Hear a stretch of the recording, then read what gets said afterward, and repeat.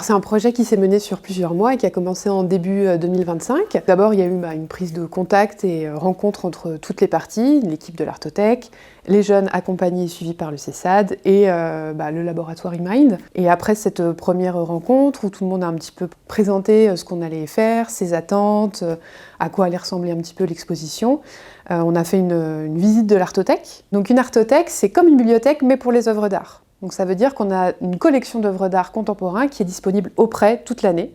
C'est une toute petite équipe de 4 personnes, donc une directrice, une chargée de la collection et des publics et 2 personnes qui sont là pour la régie des œuvres, à savoir prendre soin des œuvres et aussi pour assurer le prêt aux usagers et aussi aux collectivités. L'Artothèque à Villeurbanne, c'est quasiment 2000 œuvres, donc c'est une collection qui est très riche. C'est aussi un espace d'exposition, donc pour mener à bien ces missions, à savoir de rendre l'art le plus accessible possible à tous et à toutes. C'est pas uniquement du prêt d'œuvres, mais aussi donc une programmation d'exposition. Donc on a visité l'Artothèque, on a pris un petit peu un premier contact avec la collection et on a découvert l'exposition de Rafaela Lopez. Ensuite est venu le temps du choix des œuvres, parce que découvrir la collection, c'était découvrir qu'on a du dessin, de la sérigraphie, de l'estampe, de la gravure, de la photo, et qu'il fallait faire une sélection. Et ça, c'est vraiment un métier important dans le domaine de l'art contemporain, c'est le choix des commissaires d'exposition. Donc les jeunes accompagnés ont découvert un petit peu ces missions-là.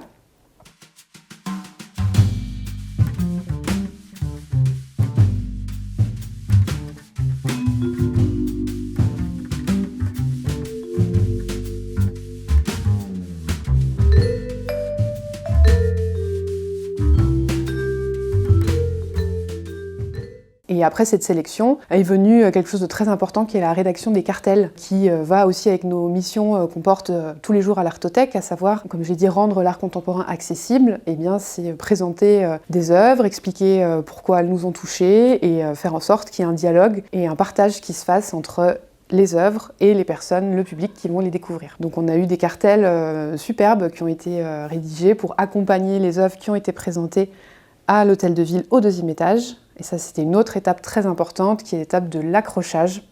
Donc c'est tout un autre pan du travail quand on est dans le milieu de l'art contemporain et de la culture. C'est très concrètement déplacer les œuvres d'art et créer une exposition. Donc c'était toute une matinée où il a fallu réfléchir à quelle œuvre on mettait à côté des autres, comment on pensait la circulation, où est-ce qu'on mettait les cartels, et pour un résultat qui était super et que tout le monde a pu découvrir le soir du vernissage, pour ensuite une exposition qui a duré 3 semaines.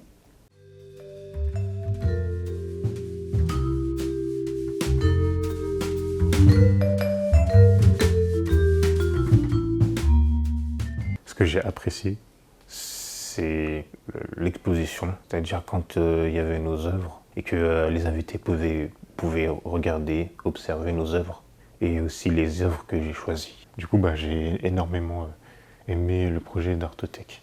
Donc ce qu'on a particulièrement retenu avec toute l'équipe de l'Artothèque et qui nous a touchés aussi, c'est la motivation qu'on a pu voir chez les jeunes, le plaisir qu'ils et elles ont eu à choisir leurs œuvres d'art, le fait que tout le monde ait réussi à trouver une œuvre qui lui plaise. Donc c'était chouette, ça nous a beaucoup plu de voir qu'il y a vraiment eu une connexion et un partage autour des œuvres de la collection.